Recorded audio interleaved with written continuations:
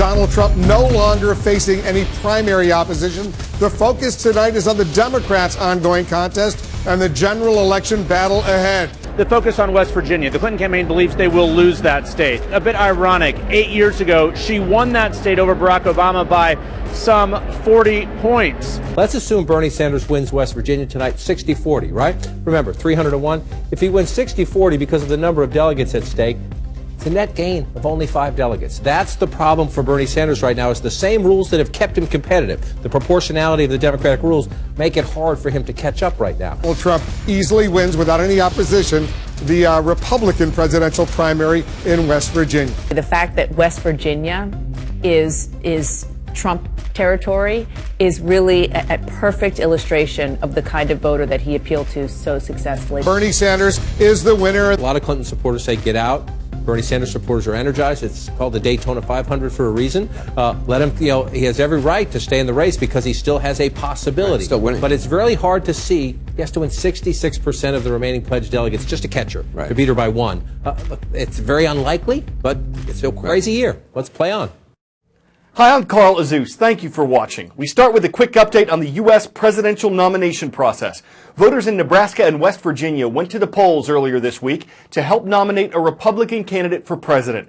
Businessman Donald Trump is now running unopposed. He won both states, and he is now 90 delegates away from the 1,237 he'll need to clinch the Republican nomination for president. He is expected to do that and become the party's nominee.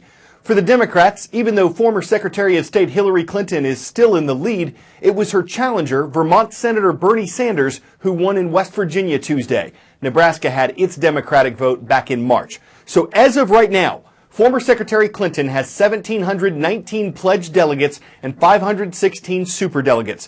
Senator Sanders has 1,425 pledged delegates and 41 superdelegates. A Democrat needs 2,383 delegates to win the party nomination.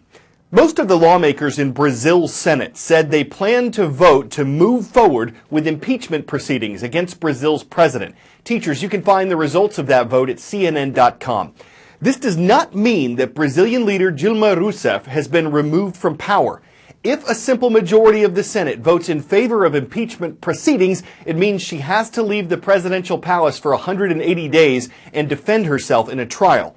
Rousseff says she'll fight with every means possible to finish out her term, which is scheduled to end in 2018. Brazil is the largest and most populated country in South America. It's the continent's largest economy. It's a regional leader. Because of all that and the challenges it faces as it prepares to host the Summer Olympics, officials around the world are watching. Dilma Rousseff is one of the most unpopular presidents in Brazil's history, possibly in the world. So what happened after she was re-elected in October 2014?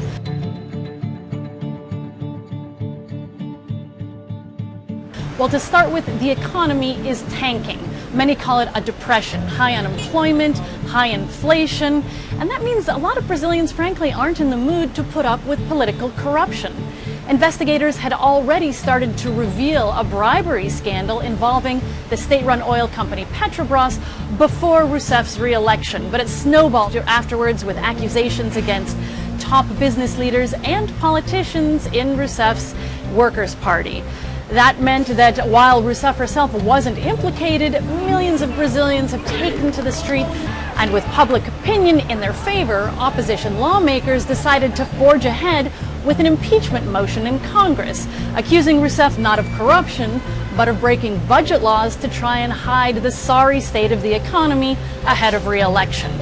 Now, the impeachment proceedings will drag on for months. All of this, however, is going to play out on the global stage as Brazil gears up for the Olympic Games in August. The Zika virus, which can cause birth defects in the unborn babies of pregnant women, is spreading in Brazil and throughout South and Central America. It's mainly transmitted by bites from certain types of mosquitoes. And as the weather and the mosquito season heat up, health officials are concerned the virus could make an impact in the U.S. They've been recommending wearing long sleeves and pants and using insect repellent whenever we go outside. And there are some extra steps we can take just outside our doorsteps.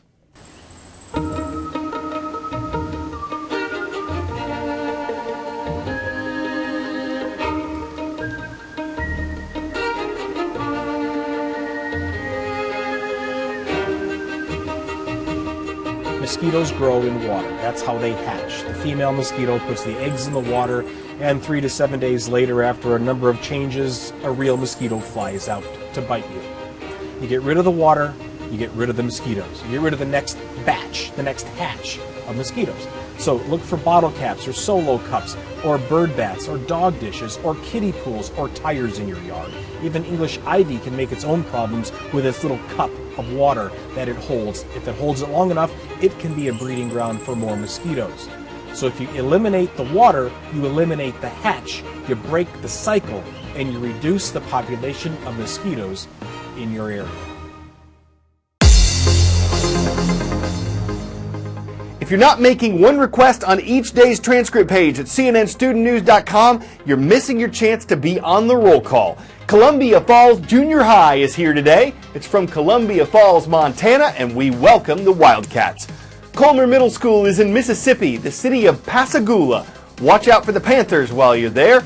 And not too far from the Gulf of Riga, it's great to see the International School of Latvia is watching in the community of Pinki.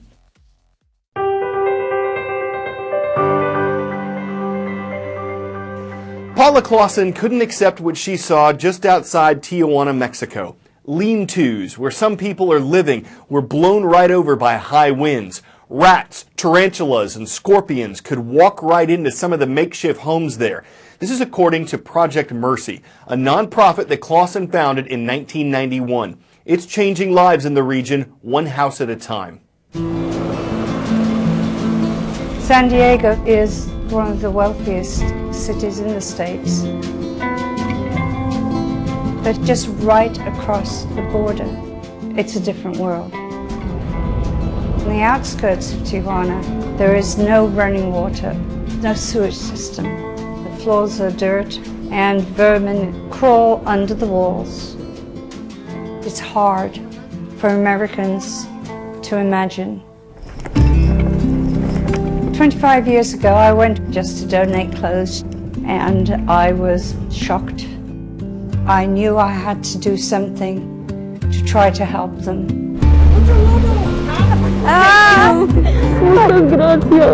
I started an organization that builds homes for people in need, free of charge. Hola. Se goteó todo. All the water comes through and wets the bed. No tiene puerta, es muy inseguro. Es bien difícil vivir así. This is so dangerous, all these wires. In order to receive a house, we require that families work in the construction of a house for their neighbors. 1, 2, 3, go. Volunteers from California come down to build. They come away with a totally different attitude. It creates a bond. We have developed a house that is sturdy, which can be built in one day. Muchas gracias.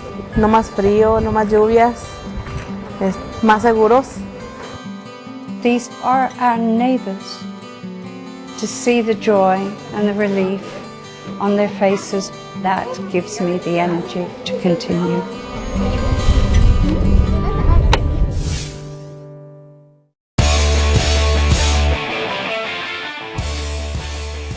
One thing you'll notice about this hiker on Mount Kilimanjaro in Tanzania is the odd shape of the backpack. You could fit a pizza in there, and they did. This was a publicity stunt that won Pizza Hut the Guinness World Record for highest elevation pizza delivery, 19,347 feet up.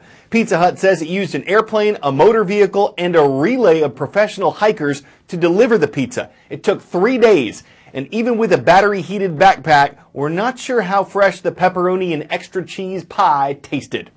In terms of flavor, it might not have maintained too much, but in terms of experience, it was at the summit. We just hope they tip the driver and the pilot and the hikers, because after that mountain of effort, a little extra dough is always in good taste. I'm Carl Azus, and we'll deliver more news and puns tomorrow.